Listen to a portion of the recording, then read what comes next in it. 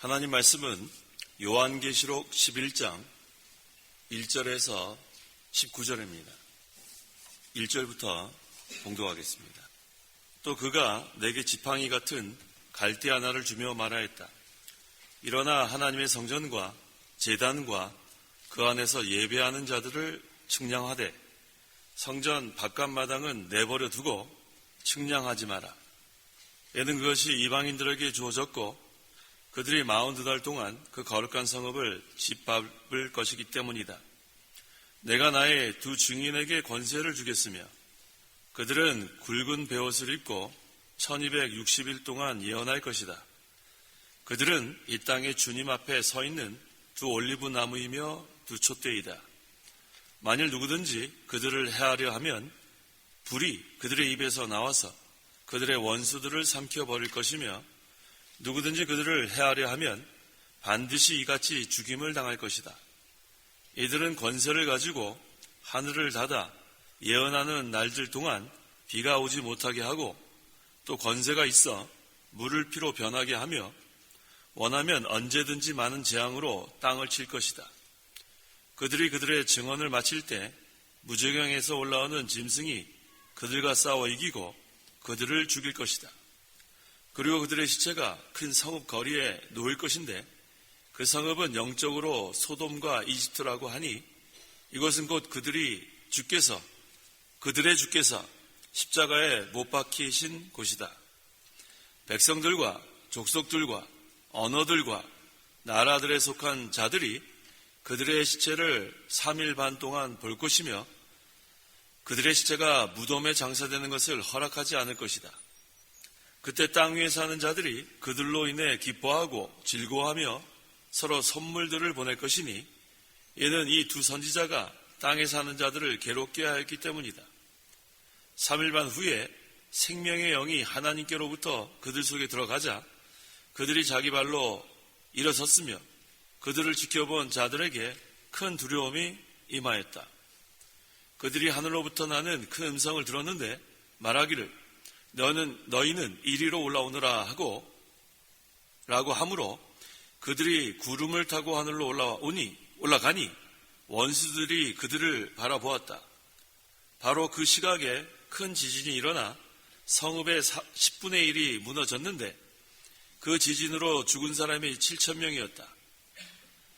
남은 자들이 두려워하여 하나님께 영광을 돌렸다. 둘째 화는 지나갔으나 보아라, 셋째 화가 곧 올 것이다.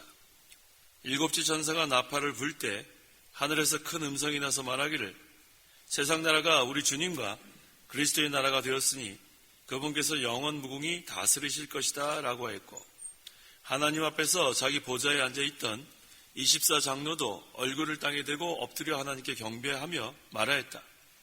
지금도 계시고 전에도 계셨던 분 곧 전능하신 주 하나님 감사합니다. 하나님께서 큰 권능을 가지시고 다스리십니다. 나라들이 분개하였으나 주님의 진노가 임하여 죽은 사람들이 심판을 받을 때가 왔으며 주님의 종 선지자들과 성도들과 작은 자든 큰 자든 주님의 이름을 경외하는 자들에게 상을 베푸시고 땅을 망하게 하는 자들을 멸망시키실 때가 왔습니다. 그러자 하늘에 있는 하나님의 성전이 열리고 성전 안에 있는 하나님의 언약궤가 보였다. 그때 번개와 요란한 소리와 우레와 지진이 일어나고 큰 우박이 쏟아졌다. 19절까지 봉독했습니다. 우리 이 목사님 대서지 보시면 11장은 장명이 두 증인, 그 다음에 청량 두 증거자, 증인 피살, 부활 휴고, 찬송 이렇게 5대주로 나눠져 있습니다. 자, 1절과 2절에 그가 내게 지팡이 같은 갈대 하나를 주며 말하였다. 일어나 하나님의 성전과 제단과 그 안에서 예배하는 자들을 측량하되 성전 바깥마당은 내버려 두고 측량하지 마라. 이렇게 말했어요.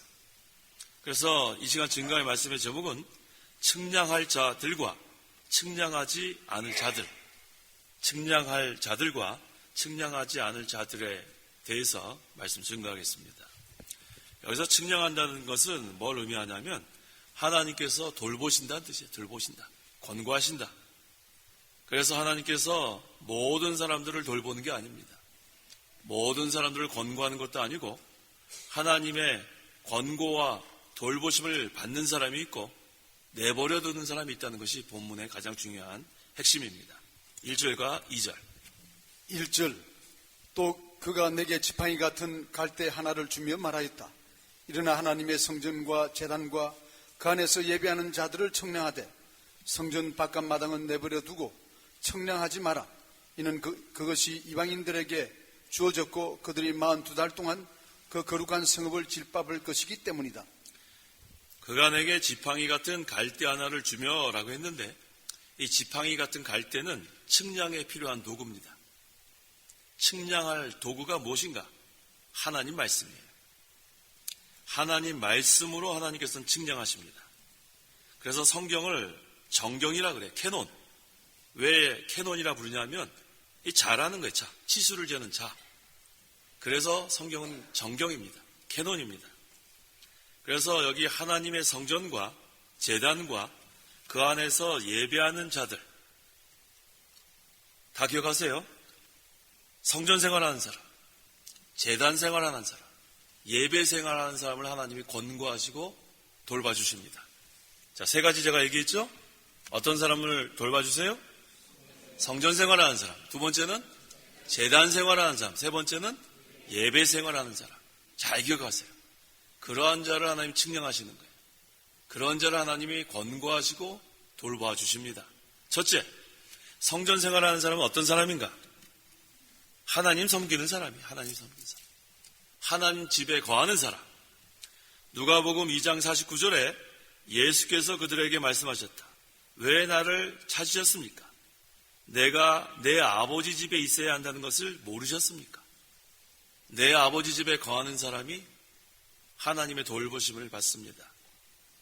또 시편 84편 1절과 2절에 만군의 여호와시여 주님의 장막이 어찌 그리 아름다운지요 내 영혼이 여호와의 궁전을 사모하며 기진하며 내 마음과 육체가 살아계신 하나님께 즐거이 외칩니다.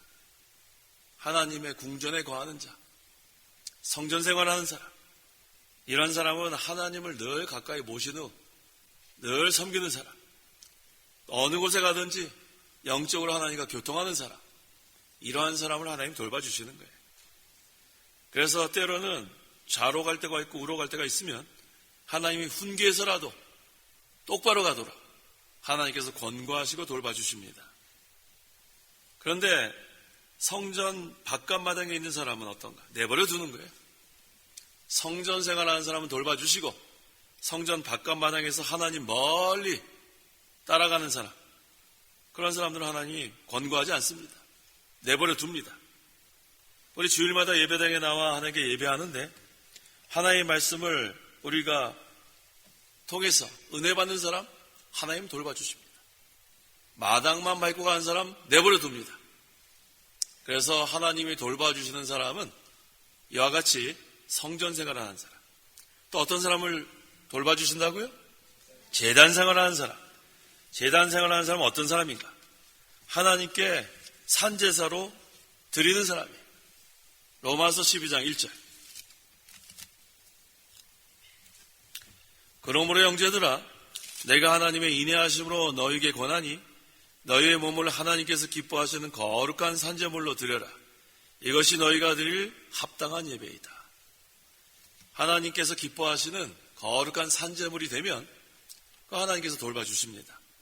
그것은 우리 예배당 안에서만 하는 게 아니고 예배당 밖에서도. 그래서 예배는 이와 같이 우리가 공예배도 예배라 할 수 있지만 우리의 삶 자체가 예배입니다. 합당한 예배. 그런 사람은 하나님이 어느 곳에 가든지 돌봐주십니다. 그 다음에 이 제단 생활이라는 것은 하나님께 바치는 거예요. 인색하지 않게 아낌없이 시간도 바치고 물질도 바치고 하여튼간 하나님께 우리가 이 마음도 바치고 이 제단 생활은 바치는 생활입니다. 그런 사람은 하나님께서 아낌없이 베풀어 주시는 거예요. 우리는 뭐 얼마 바치지 않았는데 지나고 보니까 너무 많이 되돌려 주시는 거 많이 경험했죠? 그게 바로 하나님의 우리에게 보상하시는 거예요. 그래서 우리가 이 성전 생활 잘하고 제단 생활 잘하면 하나님께서 우리를 측량하십니다. 우리를 돌봐주십니다. 그 다음에 어떤 사람을 또 하나님께서 돌봐주세요? 예배하는 사람. 성전생활, 제단생활, 그 다음에 참 예배자. 요한복음 4장 24절에 하나님은 영이심으로 그분께 예배하는 자들은 영과 진리로 예배해야 한다. 성령, 오늘날 우리에게 보내주신 보혜사 성령은 진리의 영입니다. 그래서 이 진리의 영이신 성령께서 우리를 진리 가운데로 인도하시는 거예요. 지금도 마찬가지예요. 지금도 성령께서 우리를 진리 가운데로 인도하십니다. 참 예배자는 거듭나야 돼요. 거듭나지 못한 사람은 예배할 수 없습니다. 하나님은 살아 역사하시는 하나님이기 때문에 죽은 자의 예배 받지 않습니다. 그렇기 때문에 제가 열린 예배는 받지 않는다는 거예요. Seeker service. Seeker. 뭘 찾는 사람들. 그건 아직 거듭나지 못한 사람들이에요. 아무리 여기서 몇만 명이 모이고 대단한 오케스트라와 대단한 성가대와 아무리 모여도 거듭나지 못한 그런 사람들의 예배는 받지 않는 거예요. 하지만 거듭난 사람이라면 두세 사람이 모여도 그 예배 받습니다. 내 이름으로 모이는 그곳은 내가 함께한다 하지 않았습니까? 사람의 숫자가 중요한 게 아니고 거듭났는가, 영과 진리로 하나님께 예배하는가, 그것이 중요한 거예요. 그래서 이와 같이 예배하는 사람, 예배 생활 하나님께서 권고하시고 돌봐주십니다. 고린도전서 4장 20절에 하나님 나라는 말에 있지 않고 능력에 있다고 했어요. 하나님 나라는 말로 되는 게 아니에요. 하나님의 능력으로 되는 겁니다. 그래서 하나님 말씀이 역사해야 능력이 되는 거예요. 하나님 말씀은 살았고 운동력이 있다고 했으니까 하나님 나라는 말 주변으로 하는 거 아니에요. 이 말쟁이들 많아요. 말쟁이들. 말만 번지르르게 하는 사람. 그걸 한 사람도 살려내지 못합니다. 살리는 것은 영이니 육은 무익하다고 했습니다. 말쟁이들 많아요. 철학 얘기하고 무슨 어디 거 베껴가지고 와가지고 얘기하고 그걸 한 사람도 살려내지 못해요. 예배 시간에는 쓸데없는 예화할 필요 없습니다. 쓸데없는 철학 얘기할 필요 없어요. 정치 얘기할 필요 없어요. 이 시간은 하나님 말씀만 선포하면 되는 거예요. 왜? 하나님 말씀은 살았고 운동력이 있어서 죽은 자를 살려냅니다. 성령께서 말씀으로 거듭나게 하기 때문에 하나님 말씀만 선포하면 그 말씀 자체가 능력이 있어요. 그래서 우리는 이 하나님의 말씀, 진리, 그래서 하나님은 영이시니 예배하는 자는 영과 진리로 성령의 인도를 받고 또 진리의 영이신 성령께서 진리를 가지고 역사하시는 거예요. 그래서 우리가 진리로 예배하면 우리가 하나님께서 기뻐 받으시는 그런 예배가 됩니다. 그래서 우리가 이 예배자가 다 여기 모였는데 어떻게 우리가 이곳에 나와서 어떤 마음으로 나와야 되는가? 완악한 마음이 다 없어져요. 강박한 마음이 다 없어야 됩니다. 예수님의 마음으로 나와야 돼요. 예수님. 어떤 마음이죠? 온유와 겸손, 순종하는 마음, 그 다음에 겸손한 마음. 그렇게 되면 벌써 마음이 은혜 받을 준비가 다 됐어요. 제가 순종하려는 마음이 돼 있고 그 다음에 낮아졌어요 벌써. 그러니까 이 스폰지에 물이 막 스며드는 것 같이. 그거 얼마나 좋습니까? 그래서 우리는 이와 같이 그러한 마음으로 나오면 되는 거예요. 그래서 이 측량한다는 뜻은 하나님께서 권고하신다, 하나님께서 돌보신다, 그런 뜻입니다.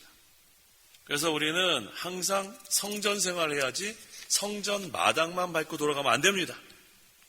예배 시간에 우리가 마당만 밟고 돌아가는 사람 참 많아요. 도대체 예배당에 왜 왔는지 알 수가 없어요. 은혜를 사모해서 왔는지, 다른 목적으로 왔는지. 다른 목적이 뭐가 있습니까? 하나님께 예배하러 와야지. 그래서 은혜를 사모하는 자들은 이 하나님의 말씀이 송이꿀보다 더 달아요. 그래서 한 주간 동안 이 말씀, 이번에는 어떤 말씀으로 은혜를 받을까? 그러한 마음으로 오는 사람이 있고 어떤 사람은 설교 본문하고 제목 얘기한 다음에 그때부터 눈을 감는 사람이 있어요. 우리가 항상 하나님을 사모하는, 하나님의 말씀을 사모하는 그러한 자세가 필요합니다. 성전 바깥마당은 내버려 두고 측량하지 마라. 성전 바깥마당은 돌보지 않아요. 내버려 두는 거예요. 하나님의 권고가 떠나면 죄를 지어도 내버려 둬요. 하나님이 성전 생활하고 제단 생활하고 예배 생활하는 사람은 잘못된 길로 가면 훈계에서라도 돌이키는데, 성전 바깥마당에 있는 사람은 내버려 두니까 회개 안 해도 그냥 놔둬요. 이거 얼마나 불쌍한지 몰라요. 2절 하반절에 얘는 그것이 이방인들에게 주어졌고 그들이 42달 동안 그 거룩한 성읍을 짓밟을 것이기 때문이다. 이 42달이 3년 반입니다. 7년 대환란의 절반까지 짓밟는다는 그런 뜻이에요. 7년은 하나님께서 정한 숫자입니다. 3년 반도 하나님께서 정한 숫자입니다. 근데 정확히 그 기간이 얼마인지 우리는 알 수 없어요. 3절. 내가 나의 두 증인에게 권세를 주겠으며 그들은 굵은 베옷을 입고 1260일 동안 예언할 것이다. 두 증인은 교회를 가리킵니다. 두 증인을 4절에는 두 촛대라고 했어요. 요한계시록 1장 20절에 촛대가 교회이기 때문에 여기서 두 증인은 두 교회를 가리키는 거예요. 예수님께서 제자들을 전도하러 보낼 때도 2명씩 보냈어요. 그래서 두 증인, 이 두 교회, 이걸 왜 두 교회라고 했는가? 유대인 중에서도 예수 믿는 교회가, 사람들의 모임 교회가 있고 이방인 중에서도 예수 믿어 이루어진 교회가 있기 때문에 두 증인이, 유대인 가운데서 이루어진 교회, 이방인 가운데서 이루어진 교회, 그래서 두 교회입니다. 또 로마서 1장 12장에는 두 감람나무, 우리 바른 성경에는 두 올리브나무가 나오죠. 돌 올리브나무가 이방인 성도를 가리키고 참 올리브나무가 이스라엘을 가리킵니다. 그래서 돌 올리브나무가 참 올리브나무에 접붙임 되었다고 했어요. 그래서 두 증인, 두 교회, 유대인 중에서 믿는 성도, 이방인 중에서 믿는 성도가 하나가 되는 것을 여기서 가리킵니다. 그 다음에 굵은 베옷을 입고라고 했는데 이것은 회개하는 모습이에요. 회개하는 것. 회개해라, 그런 뜻이에요. 1260일, 한 달이 30일이니까 42개월이면 3년 반이고 그걸 날로 계산하면 1260일입니다. 그래서 둘을 합하면 7년이 되는 거예요. 3년 반, 3년 반 돼가지고. 근데 이 7이라는 것은 하나님께서 정한 숫자이기 때문에 정확하게 우리는 몇 년인지 모릅니다. 그래서 1260일, 3년 반, 이게 얼마 동안의 기간인지 정확히 모르지만 이 기간이 말세 대환란의 절반이라는 것은 우리가 알 수 있어요. 전반기 3년 반, 후반기 3년 반이기 때문에. 누가복음 13장 4절과 5절. 아까 우리 굵은 베옷을 입으라고 그랬죠. 이건 회개하라는 거예요. 3절. 누가복음 13장 4절과 5절. 4절. 또 실로암에서 탑이 무너져 깔려 죽은 지 18명이 예루살렘에 사는 모든 사람들보다 더 큰 죄인들이라고 생각하느냐? 아니다. 내가 너에게 말하니 너희도 만일 회개하지 않으면 모두 그렇게 망할 것이다. 실로암에서 탑이 무너져서 깔려 죽은 사람이 18명이에요. 근데 그 사람들이 너희들보다 더 큰 죄인이라고 생각하느냐? 너희도 만일 회개하지 않으면 모두 그렇게 망할 것이다. 회개하라는 거예요. 회개하라. 굵은 베옷을 입으라는 것은 회개해라. 구약시대에 굵은 베옷을 입고 금식하면서 회개하지 않았습니까? 죄를 철저히 회개하면서 또 하나님의 말씀을 부지런히 선포하는 것, 이게 교회의 사명입니다. 4절, 그들은 이 땅에 주님 앞에 서 있는 두 올리브 나무이며 두 촛대이다. 아까 두 증인이 두 교회라고 했죠. 이 두 촛대가 두 교회예요. 두 올리브 나무, 두 교회, 유대인으로 이루어진 교회, 이방인으로 이루어진 교회. 그래서 두 교회입니다. 그래서 우리가 이 교회는 언약시대, 새 언약시대에서는 차별이 없어요. 유대인이나 이방인이나 차별이 없어요. 그리스도 안에서 하나입니다. 그래서 예수를 믿는 사람은 전부 다 그리스도와 연합이 돼서 하나가 되는 거예요. 그래서 교회는 그리스도의 몸이고 그리스도는 교회의 머리십니다. 그래서 교회를 촛대로 비유했어요. 왜 촛대로 비유한지 아세요? 교회를 빛을 비추라고. 그래서 여기 촛대로 비유한 거예요. 촛대와 같이 세상에 빛을 비춰라. 그런데 그 사명을 제대로 하지 않으면 촛대를 옮겨버립니다. 그러면 우리 끝장났다 그러죠. 세상 말에 끝장났다. 하나님께서 촛대를 옮겨버리면 그 다음 끝난 거예요. 더 이상 하나님이 그곳에 함께하지 않는다는 뜻입니다. 촛대가 옮겨진 교회가 참 많습니다. 오늘날 사람들은 많이 모일지 모르지만 그곳에 주님이 역사하지 않는다면 무슨 의미가 있어요? 사람들의 모임으로 전락하고 맙니다. 그래서 교회는 세속화되면 안 됩니다. 그래서 교회는 인본주의로 가면 안 돼요. 그래서 유프라테스강 이것이 경계가 돼야 된다고 그랬죠. 그래서 교회와 세상 사이에는 경계가 있어서 이 어둠의 세력이 교회에 들어오면 안 됩니다. 촛대의 사명을 감당해서 빛을 비춰서 어둠을 밝혀나가야 되는데 지금 역으로 세속화된 교회들이 너무 많습니다. 세상에 음악이 들어오고 세상에 놀고 먹고 마시는 것이 들어오고 지금 이 교회의 사명이 무엇인지 모르고 그 다음에 교육자는 타락하고 자기 욕심 채우려고 사람들을 진리 가운데로 인도하지 않고 자기 욕심 채우는 대로만 내버려 두고 그러니까 어떻게 되는 거예요? 하나님의 말씀이 송이끌같이 달아야 되는데 이 진리를 변질시키니까 이 송이끌처럼 단 이 말씀이 쓴 말씀이 되니까 사람들은 이 말씀으로 살아나가지 못하는 그런 시대가 됐습니다. 지금 방송을 보면은 말씀이 홍수처럼 막 쏟아져 나오죠. TV를 봐도 그렇고 라디오를 유튜브 마음만 먹으면은 유명한 사람 설교 마음 들을 수 있는데 근데 실제로는 기근이라는 거예요. 정말 우리가 생명의 양식, 영의 양식 과연 얼마나 했을까? 심히 염려스럽습니다. 그래서 우리가 이 영의 양식으로 우리가 살아나가야 되는데 정말로 이 마지막 때에 이 진리 지키는 게 참 어렵습니다. 홍수 가운데서 먹을 게 없다는 건 참으로 안타까운 일이에요. 그래서 우리가 이 영의 양식이 필요한데 항상 우리가 하나님의 말씀을 사모하고 하나님께 구하면 진리의 영이신 성령께서 우리를 인도하십니다. 그래서 교회를 촛대로도 비유하고 또 올리브나무로도 비유했어요. 그 이유는 하나님께로부터 기름이 흘러내려오기 때문에 올리브나무예요. 이 기름은 진리와 성령의 감동을 의미합니다. 하나님께서 우리에게 진리를 주시는 거예요. 영의 양식. 또 성령의 감동이 있어야 합니다. 그래서 우리가 이것으로 세상의 빛을 비춰나가는 거예요. 이 사명을 하라고 지금도 우리를 살려놓은 거예요. 우리 먹고 마시고 모여가지고 어디 놀러 다니고 쓸데없는 그런 일이나 하고 그러라고 우리 살려놓은 게 아니고 우리가 이 사명하라는 거예요. 빛을 비춰라. 그래서 우리를 이렇게 살려놨으니까 우리가 이 사명 다할 때까지 충성해야 합니다. 5절. 5절.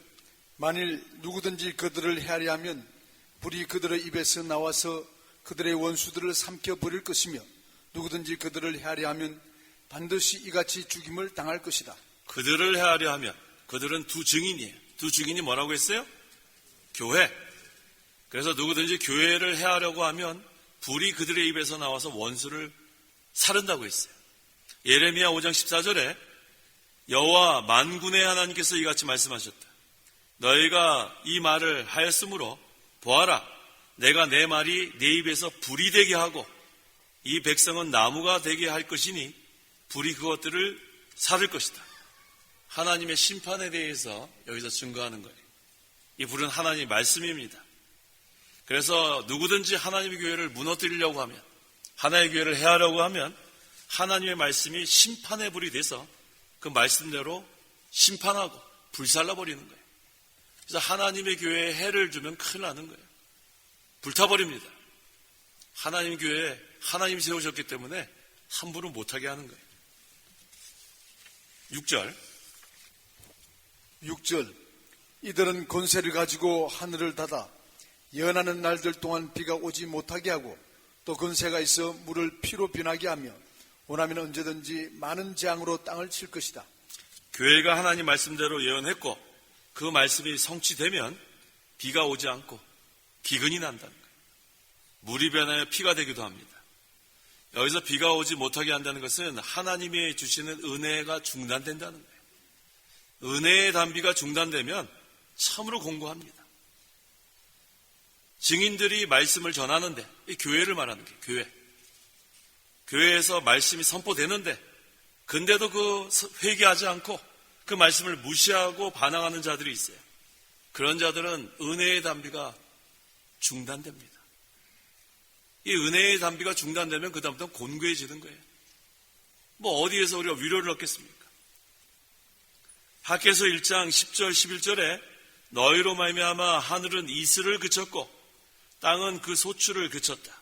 내가 이 땅과 산에 곡식과 새 포도주와 기름에 밭의 모든 소산에 사람과 가축에 손으로 수고하는 모든 일에 가뭄이 들게 하였다.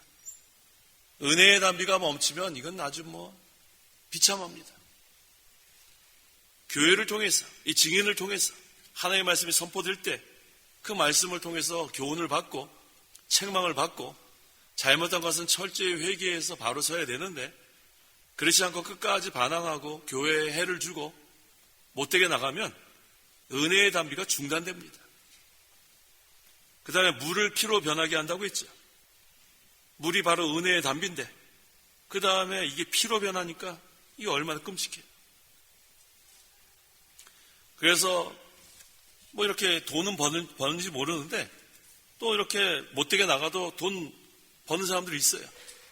근데 그 돈이 어떻게 되는가? 학개서 1장 6절.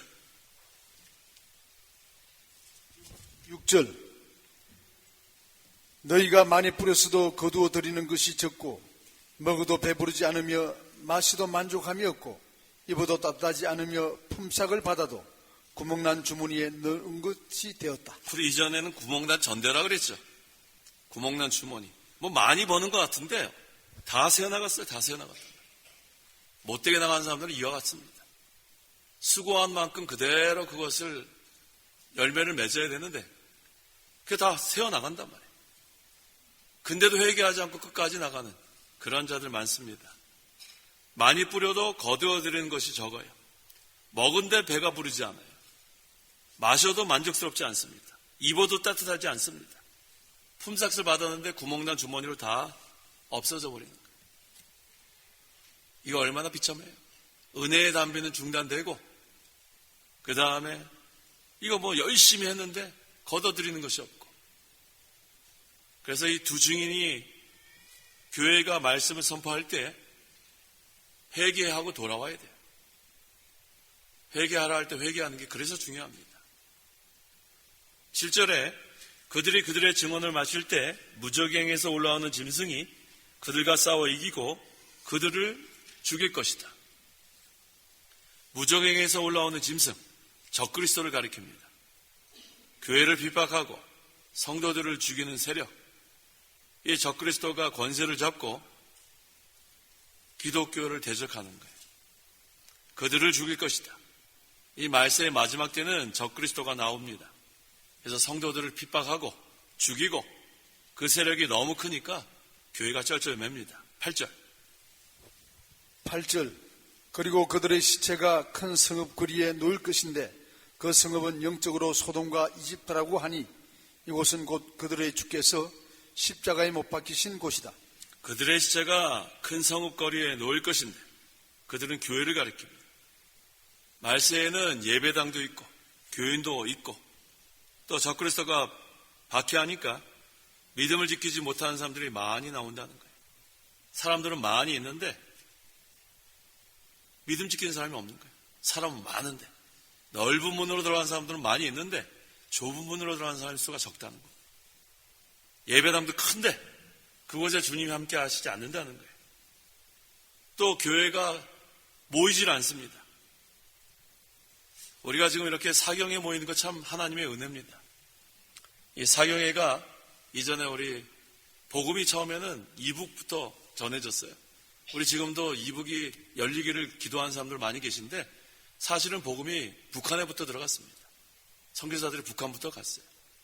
그래서 거기에서 평안북도 선천이라는 곳에는 주일날 시장에서 문을 다 닫았다 그래요. 주일 성수하느라고. 얼마나 신앙생활 잘하는 사람이 많은지 모릅니다. 또 100년보다 훨씬 전에 또 평양 대부흥이 있었고, 그 다음에 그때부터 새벽 기도가 있었고, 또 사경회가 있었고, 그래서 이 사경회 하는 게 참 중요한데, 오늘날 이 사경회로 모이는 일이 거의 없습니다. 이 사경회 모이는 게 참 중요한 거예요. 우리 벌써 지금 이 목사님 때부터 뭐 수십 년 동안 지금 1년에 3차례 1월 달에 우리 창감교에서 개최하고 5월 8월 우리 기도원에서 개최하고, 이 사경회가 참 중요해요. 모이기를 폐하는 그런 때에 이렇게 모인다는 거 쉽지 않습니다. 지금 이 5월 사경회 오늘 오전도 그렇고 오후에도 이렇게 많이 오셨는데 이게 하나님의 은혜예요. 지금 뭐 직장 가고 뭐 여기 뭐 안 오면 안 오는 거지 뭐 거기 뭐 꼭 가야 되는 거 없잖아요. 그런데 이렇게 모였다는 것이 하나님의 은혜인 줄 알아야 돼요. 이게 중단되면 안 됩니다. 부흥회가 아니라 사경회예요. 우리는 부흥시키려는 게 목적이 아니고 하나님의 말씀을 배우는 시간이에요. 그래서 사경회가 영어로 뭔지 아세요? 오늘 또 영어 한마디 배워야죠. 바이블 스타디. 따라해보세요. 바이블 스타디. 한국말로 하면 성경 공부예요. 성경 공부. 그래서 제가 지금 한 절 한 절 지금 이렇게 강의하잖아요. 사경회가 뭐 대단한 거 아닙니다. 무슨 전 대단한 줄 알았어요, 처음에. 근데 바이블 스타디더라고요. 그런데 이 사경회, 이게 모이는 거 참 귀한 거예요. 이 우리나라하고 이 영국하고 한 1년쯤 차이 나서 거기 영국에도 웨일즈 대부흥이 있었어요. 평양 대부흥이 있었고, 웨일즈 대부흥이 있었고, 또 인도에도 뭐 한 1년, 2년 차이 두고 인도에도 대부흥이 있었습니다. 그런데 오늘날 이렇게 기독교 역사를 보면 우리나라는 엄청나게 지금 창대해졌어요. 기독교가 발전했습니다. 믿는 사람들의 수도 많아지고. 근데 인도를 봐도 그렇고 영국을 봐도 그렇고 형편없어요. 지금 영국은 더 형편없어요. 제가 웨일즈에서 공부해봐서 압니다. 그래서 강 목사님? 오늘 기도하신 우리 강 목사님 저하고 동문이에요. 영국에서 우리가 참 마음이 많이 아팠어요. 제가 영국에 있을 때 새벽 예배를 좀 가려고 그랬어요. 그래서 거기 학교 근처에 영국교회 몇 군데 가봤는데 전부 다 철문이 잠겨 있더라고요. 목사님 새벽 예배 하는 데 없죠? 웨일즈에. 제가 못 봤어요. 여러 군데 갔어요. 뭐 아무도 없으니까. 근데 우리나라는 어때요? 새벽에 환하잖아요. 십자가. 비행기 타고 보면 뭐 십자가 얼마나 많은지 몰라요. 새벽에 가서 얼마든지 예배하고 기도하고. 그 다음에 영국에 사경이 없어요. 사경이 없다고요. 저 사경에 뭐 한다는 얘기 못 들어봤어요. 이게 하나님께서 이렇게 우리에게 참 귀한 것을 주신 거예요. 그래서 우리가 이 사경에 이렇게 모여서 하나님께 예배하는 거 하나님께서 기뻐하십니다. 아까 성전 생활, 제단 생활, 예배 생활 하나님께서 돌봐주신다 그랬죠. 그러니까 우리를 얼마나 잘 돌봐주시겠어요? 얼마나 우리를 권고하시겠습니까? 오늘 여기 모이신 분들 다 복받은 거예요. 지금 얼마나 지금 바쁜데 뭐 직장도 지금 뭐 못 가고 사업하시는 분들 다 지금 바쁜데도 오셨잖아요. 하나님의 권고가 있습니다. 하나님이 돌봐주십니다. 잘 오셨어요. 하나님께 맡기고 오는 거지 뭘 우리가 뭐 열심히 한다고 다 되는 게 아니에요. 하나님께서 잘해줄 거예요. 지난번에 그랬잖아요. 맨 앞자리가 금자리 맞죠? 그 다음 중간 자리가 뭐예요? 은자리. 맨 뒤에가 동자리 아니라니까 조는 자리라니까. 조는 자리. 무슨 동자리예요? 맨 뒤에는 조는 자리예요. 아예 나는 졸겠다고 마음먹은 사람들이 지금 저기 3분의 1 뒤에 앉아있는 분들이에요. 앞에 3분의 1, 두 번째 3분의 1, 맨 뒤에 3분의 1. 다 앞으로 오세요. 항상 우리는 성전 생활, 제단 생활, 예배 생활 그런 자들을 하나님께서 측량하십니다. 권고하시고 돌봐주십니다. 몇 절까지 했죠? 8절 할 차례인가요? 8절 했나요? 네. 8절 지금 하고 있죠. 그래서 그들의 시체가 큰 성읍거리에 놓일 것인데 그들은 여기서 교회를 가르치는 거예요. 말세에는 예배당도 있고 교회들도 있지만 적그리스도가 박해하니까 교회가 재구시를 하지 못하고 마치 시체와 같이 그런 상태가 된 것을 말합니다. 큰 성읍거리라고 했죠. 이게 바로 바벨론 성이에요. 바벨론 성. 이 바벨론 성은 이 세상을 가리킵니다.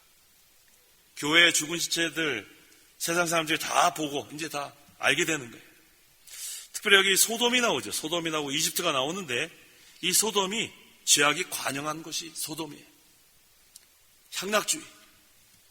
오늘날 어떻게 이렇게 향락주의가 퇴폐적으로 요새 아주 뉴스 보기가 싫어요.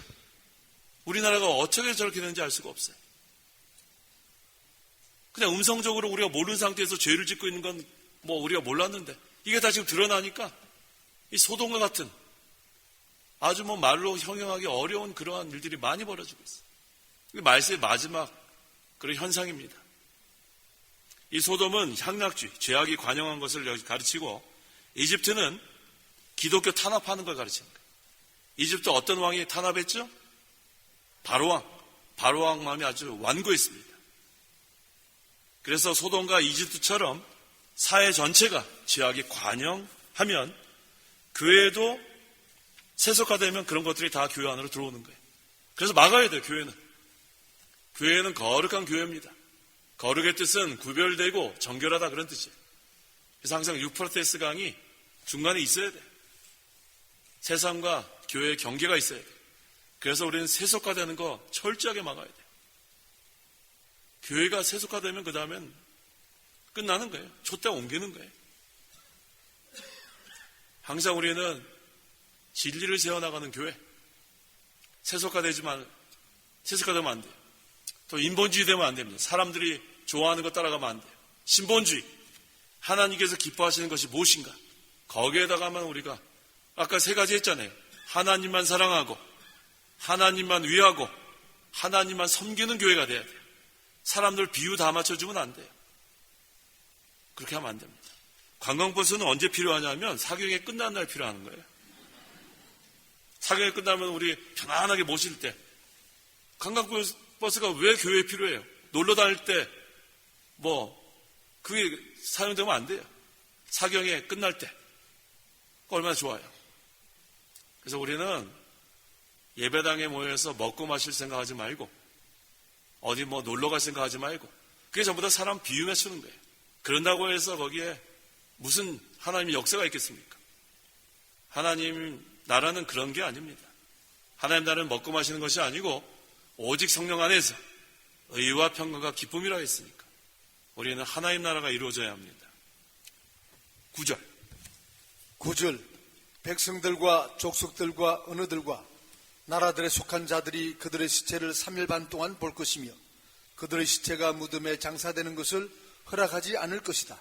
3일 반은 7년 대환란의 절반을 가리킵니다. 7년, 그 가운데서 절반. 그래서 적그리스도의 핍박이 너무 심하니까 성도들이 쓰러지는데 그것을 모든 사람들이 본다는 거예요. 그들의 시체가 무덤에 장사되는 것을 허락하지 않을 것이다. 장사도 못해요. 이거 얼마나 비참합니까? 예배당도 있고 교인도 있는데 너무나 지금 핍박이 심하니까 믿음 지키지 못한 죽어나가는 성도들이 많아진다는 거예요. 넓은 문으로 들어간 성도. 넓은 문은 거긴 소망이 없어요. 넓은 문으로 들어가는 건 생명이 없습니다. 좁은 문으로 들어가야 돼요. 좁은 문. 그 길은 협착하고 험하지만 그게 생명문이에요. 생명문. 양의 문. 양의 문으로 들어가야 거기에 목자가 계신 거예요. 목자 안 계신 그 문 못으로 들어가요. 사람들 많이 모인다고 좋아온 게 아니에요. 목자가 있어야 양들이 목자 인도를 받아가죠. 그래서 양의 문 들어가야 돼요. 생명의 문. 그렇게 되면 들어가도 복을 받고 나가도 복을 받는 거예요. 그래서 우리는 아무 문이나 들어가지 마세요. 아무 문 들어가면 큰일 납니다. 그래서 우리는 좁은 문, 생명의 문, 양의 문, 그래야 우리가 목자를 만나게 돼요. 주님 만나면 성공하는 거예요. 주님을 만나야지 누굴 만나려고 그래요. 그래서 우리는 항상 하나님께서 기뻐하시는 것이 무엇인가를 찾아야 돼요. 하나님 뭘 기뻐하시는가? 그래야 우리가 생명 있는 신앙생활을 합니다. 10절 10절 그때 땅 위에 사는 자들이 그들로 인해 기뻐하고 절구하며 서로 선물들을 보낼 것이니 이는 이 두 선지자가 땅에 사는 자들을 괴롭게 하였기 때문이다. 네, 교회가 참 신앙을 지키려고 하면 괴로울 때가 많아요. 고난이 많습니다. 세상은 죄악이 관영하고 또 우리 교회에서는 회개하라고 하니까 부딪히는 거예요. 세상은 죄악이 관영하고 교회에서는 회개하라. 그러니까 자꾸 교회를 괴롭히게 돼 있어요. 그래도 우리는 이길 수 있는 거예요. 하나님께서 교회의 주인이니까 하나님만 의지하고 나가는 거예요. 진리는 양보하면 안 됩니다. 진리는 타협하면 안 돼요. 생명 내놓고 나가야 돼요. 이 마지막 때는 진리가 다 변질이 됩니다. 변질이 되니까 생명이 없는 거예요. 송이꿀처럼 단 이 말씀이 왜 쓴 맛이 나는가? 변질돼서 그래, 변질. 우리 마시는 거 냉장고에 안 넣고 여름에 온도 높은 데 놓으면 어떻게 돼요? 맛이 어떻게 돼요? 못 먹게 돼요. 상한단 말이에요. 그렇게 된단 말이에요. 변질되면, 이 변질이란 말이 그런 뜻이에요. 부패한다는 거예요. 상한다는 거. 이 말씀이 이 달아야 되는데 이게 변질이 되니까 써서 먹을 수가 없게 되는 거예요. 그 다음에 그거 먹으면은 배탈 납니다. 설사합니다. 설사하면 어떻게 돼요? 기운이 쫙 빠집니다. 그러니까 맨날 힘이 없어서 눈은 퀭 들어가고 힘이 없단 말이에요. 하지만 생명의 말씀, 영양식을 먹고 송이꿀처럼 단 사람들의 얼굴을 보면 얼굴이 아주 광채가 나요.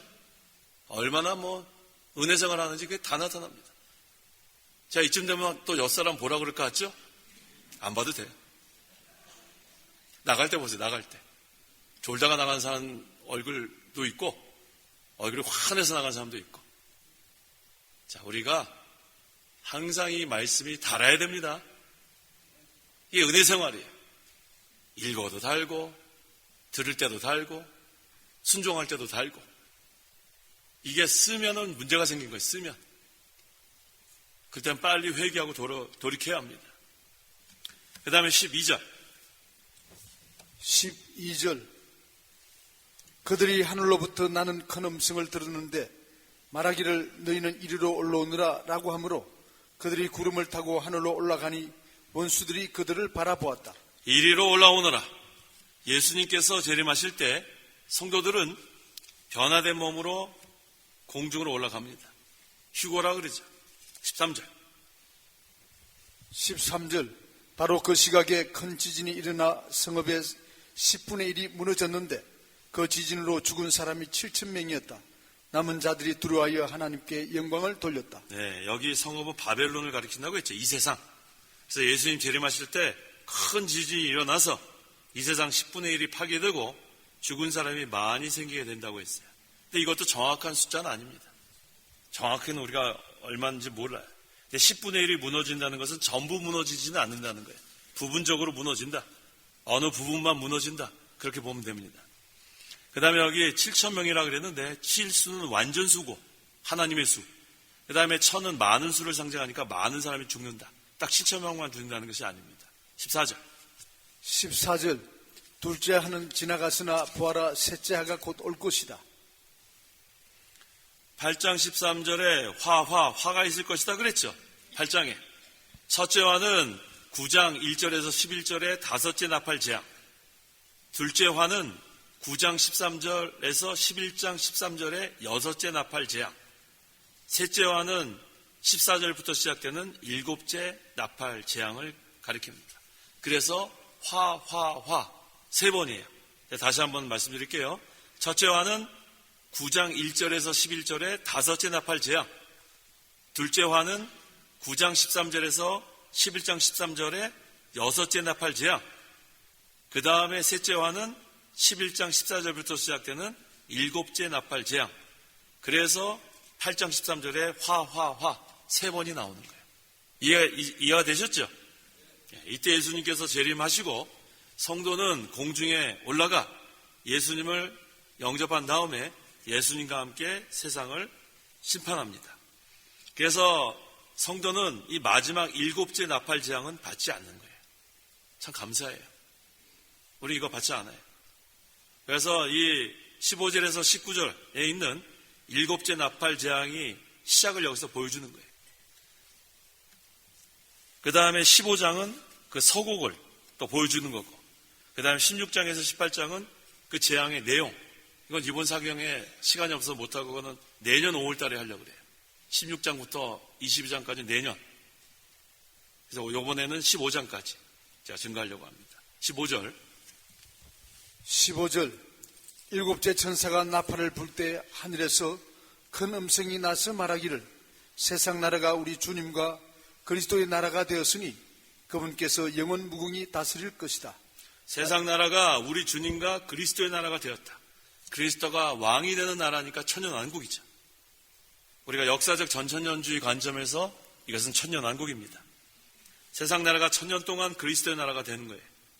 그때 그리스도께서 왕이기 때문에 이 나라는 평화의 나라예요. 예수님이 왕이니까. 위로의 나라, 안식의 나라, 전쟁이 없는 나라, 의의 나라, 완전 무결한 그리스도의 나라가 이루어지는 거예요. 누가 다스리는가? 그분께서 영원 무궁히 다스릴 것이다. 이거 얼마나 감사합니까? 우린 다 여기에 속한 자들이에요. 그리스도가 왕인 그 나라. 16절에서 17절. 16절. 하나님 앞에서 자기 보좌에 앉아있던 24장로도 얼굴을 땅에 떼고 엎드려 하나님께 경배하며 말하였다. 지금도 계시고 전에도 계셨던 분, 곧 전능하신 주 하나님 감사합니다. 하나님께서 큰 권능을 가지시고 다스리십니다. 하나님께서 예정하시고 약속하신 대로 구원과 심판을 다 이루시는 거예요. 하나님은 전능하십니다. 만능의 하나님, 성도의 구원을 계획하시고 그 구원을 이루어 나가시고, 그래서 24장로가 경배하는 거예요. 모든 그러한 성도의 대표입니다. 그래서 우리는 하나님께 엎드려 경배하는 게 중요한 거예요. 얼굴을 땅에 대고 엎드려 하나님께 경배하는 것. 지금도 계시고 전에도 계셨고 또 전능하신 주 하나님 감사합니다. 그래서 우리가 이 입에서 늘 감사합니다가 떠나면 안 돼요. 예, 그랬잖아요. 지금도 계시고 전에도 계셨던 분, 전능하신 주 하나님 감사합니다. 우리 기도할 때 감사합니다 많이 하세요? 근데 뭐 사실 감사합니다 말할 새가 없죠. 회개할 게 많아서. 어떨 땐 회개 기도하다가 내려올 때가 많아요. 제가 어저께도 그렇고 오늘도 그렇고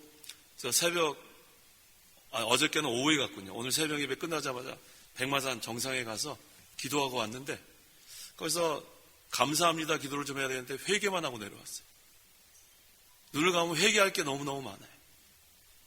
얼마나 우리가 회개할 게 많은지 몰라요. 이 감사가 늘 입에서 떠나면 안 되는데 이 감사하기 전에 뭐 회개할 게 너무 많아가지고 회개 기도하다 보니까 시간이 다 돼가지고 내려올 수밖에 없었어요. 성도 여러분, 회개할 거 많죠? 너무 많아요. 그래서 요번에 사경회 때 감사하는 게 좋은데 감사 기도할 시간 없으면 회개 기도만 하고 내려가도 괜찮아요. 그러면 하나님께서 유쾌한 날이 이르게 하신다 그랬죠. 그래서 감사하는 거 늘 하세요. 얼마나 감사해요. 저는 이번에 이렇게 우리가 모일 수 있는 게 너무 감사해요. 너무 감사하죠. 요번에 이 기도원, 요번에 저 꽃을 보니까 얼마나 이 꽃이 만발하고 얼마나 좋은지 몰라요. 너무 감사합니다. 이 좋은 환경에. 그런데 우리 첫날 증거한 것처럼 반시간 고요라 그랬죠. 반시간 고요. 이게 계속되는 게 아니라는 거예요. 그래서 우리가 이때 신앙 생활 잘하세요. 이게 영원히 계속되면 좋겠는데 그렇게 되는 게 아니에요. 반시간 후에 환란이 있다고 했잖아요. 그래서 지금 우리가 기도 많이 하고 잘 준비해야 합니다. 그래서 이번에 우리 사경에 이제 뭐 내일하고 그 다음에 목요일날 오전 끝나면 다 내려가는데 여기 있는 계시는 동안에 기도 좀 많이 하세요. 산에 가서 기도하세요. 뭐 산 오늘 보니까 진 목사님 몇 분 걸렸어요 올라가는데? 30분밖에 안 걸려요. 우리 걸음이니까 그렇죠. 네. 천천히 가면 1시간은 가겠죠? 1시간, 1시간이면 가요. 천천히 올라가요. 그래서 거기 가서 기도하고 얼마나 좋은지 몰라요. 근데 무릎 아프신 분들은 가지 마세요. 내려올 때 계단이 많아가지고, 그럼 가지 마요. 그런 분들은 저기 이렇게 저쪽, 사랑의 집 쪽으로 이렇게 또 평지 또 있으니까 그렇게 또 걸어도 되고. 어쨌든, 왜 산에 올라갔는지 하면은 어저께도 올라가고 오늘 올라가고. 우리 이 목사님 자꾸 산에 가서 기도하라고 하는 게 자꾸 생각이 나요.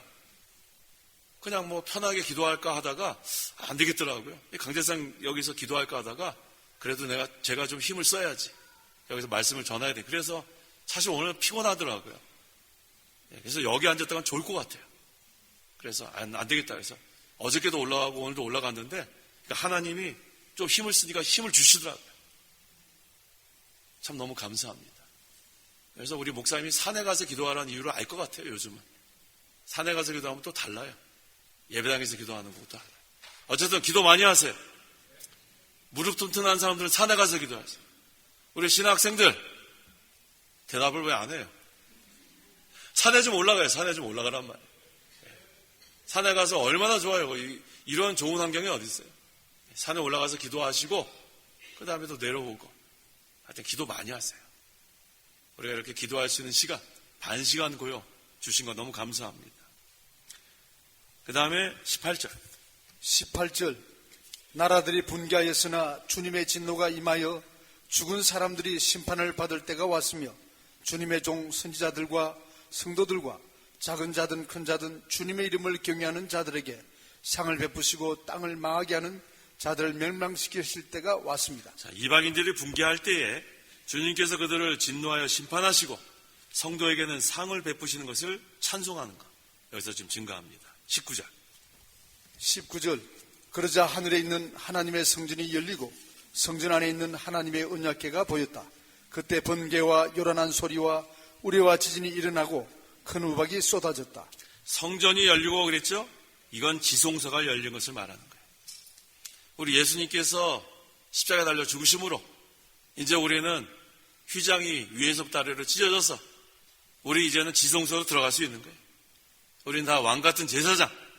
한번 찾아보세요. 베드로전서 왕같은 제사장 몇 절입니까? 2장 9절부터 읽어보세요. 9절.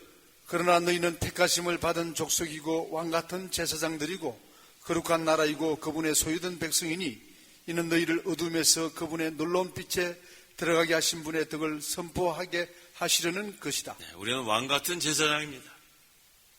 우리 그리스도의 뜻은 기름 부음을 받았다. 그런 뜻이에요. 기름 부음을 받은 자. 그런데 구약의 삼직이 기름 부음을 받았죠. 왕, 제사장, 선지자. 근데 여기 보니까 우리는 왕이 되고 제사장이 되고 또 여기 9절 하반절에 선포하라 그랬으니까 선지자 역할. 그러니까 우리도 다 기름 부음 받은 자들이에요. 얼마나 감사합니까? 우리가 참 보잘것없는 사람들이었는데 예수 그리스도를 믿으니까 그리스도와 연합이 되고 이제 우리는 하나님께 속한 그런 자들이 된 거 너무 감사해요. 이제 우리가 지성소 생활을 할 수 있어요. 지성소. 구약시대에는 대제사장밖에 못 들어갔어요. 대제사장도 들어갔다가 죽어 나오는 경우도 있었습니다. 그래서 묶어가지고 거기서 방울 같은 거 달아놓고 안에서 아무 인기척이 없으면은 줄로 그 안에 들어갈 수 없었기 때문에. 하지만 이제 우리는 다 들어갑니다. 은혜의 보좌 앞에 다 나갈 수 있어요. 직접 하나님께 우리는 기도할 수 있습니다. 직접 예배할 수 있습니다. 그래서 하나님께서 이러한 자들을 측량하시는 거예요. 권고하시고 돌보십니다. 하나님의 권고가 떠나면 그건 아주 곤고한 생활이 시작이에요. 하나님이 돌봐주시는 거 얼마나 감사한지 몰라요. 눈동자처럼 지켜주시는 하나님. 그 하나님께 우리가 모든 것을 맡기면 되는 거예요. 그래서 언약궤가 보였다. 이건 하나님의 언약이 모두 실현되었다는 겁니다. 번개와 요란한 소리와 우레와 지진이 일어나고 큰 우박이 쏟아졌다. 하나님의 위엄이 여기 나타나는 거예요. 그래서 오늘 측량할 자들과 측량하지 않을 자들. 성도 여러분 다 하나님께서 측량하는 자들이죠. 네, 하나님이 권고하시고 돌보시는 성도 여러분입니다. 기도하시기 바랍니다. 기도하겠습니다. 하나님 아버지 감사합니다. 우리를 사랑하시되 독생자를 죽이시기까지 사랑하신 하나님, 우리는 그 하나님의 사랑이 너무나 감사한데 우리는 하나님 앞에 성전 생활, 제단 생활, 예배 생활 제대로 했는지 돌아볼 때 너무나도 부끄러운 때가 많습니다. 항상 우리가 하나님의 집에서 하나님과 늘 교통하는 생활, 마음이 떠나지 아니하고 또 제단 생활, 하나님께 바치는 생활, 또 예배 생활, 항상 우리가 하나님 영과 진리로 예배하는 생활 할 때에 하나님이 이러한 자들을 측량하신다고 했습니다. 권고하시고 돌보시는 하나님, 우리가 항상 성전 생활, 제단 생활, 예배 생활 힘써서 하나님의 권고와 돌보심을 받는 저희 모두가 되게 역사하여 주옵소서. 예수님의 이름으로 기도하옵나이다. 아멘. 자, 우리 주기도문으로 오후 예배 마치겠습니다. 하늘에 계신 우리 아버지여, 이름이 거룩히 여김을 받으시오며 나라의 임하옵시며 뜻이 하늘에서 이룬 것 같이 땅에서도 이루어지이다. 오늘날 우리에게 일용할 양식을 주옵시고 우리가 우리에게 죄 지은 자를 사하여 준 것 같이 우리 죄를 사하여 주옵시고 우리를 시험에 들게 하지 마옵시고 다만 악에서 구하옵소서. 대개 나라와 권세와 영광이 아버지께 영원히 있사옵나이다. 아멘.